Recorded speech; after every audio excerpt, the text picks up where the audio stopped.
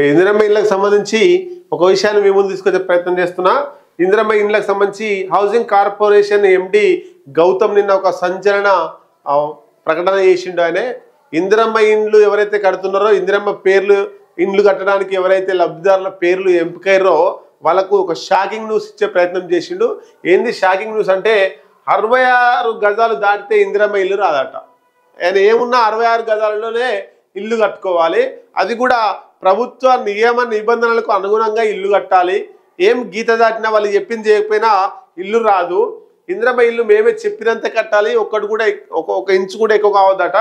66 గజాలు అంటే 600 చదరపు అడుగులు దాటొద్దు. దాటితే బిల్లులు ఇవ్వమని చెప్పేసి హౌసింగ్ కార్పొరేషన్ ఎండి గౌతమ్ చెప్తున్నాడు. అంటే ఇది ఒక చేదు వార్తనే. వాస్తవంగా 66 గజాలలో ఏమి ఇల్లు అవుతుంది? 66 గజాలలో ఇల్లు ఎట్లాంటి ఇల్లు వస్తుంది?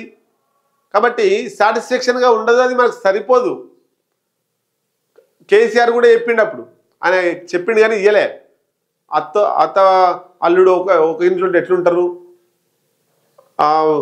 ఎవరి బెడ్రూమ్ వాళ్ళకు ఉండాలి, డబుల్ బెడ్రూమ్ ఉండాలి, కోళ్ళ నెడ కట్టేస్తాం, బర్ల నెడ కట్టేస్తాం, గొర్రెల నెడ కట్టేస్తాం అని చెప్పిండు. ఆయన ఇయ్యలేదు, అయిపోయింది. డబుల్ బెడ్రూమ్లు ఇచ్చిండు, అది కొంతమందికే ఇచ్చిండు, అదంతా కూడా ఫెయిల్ అయింది.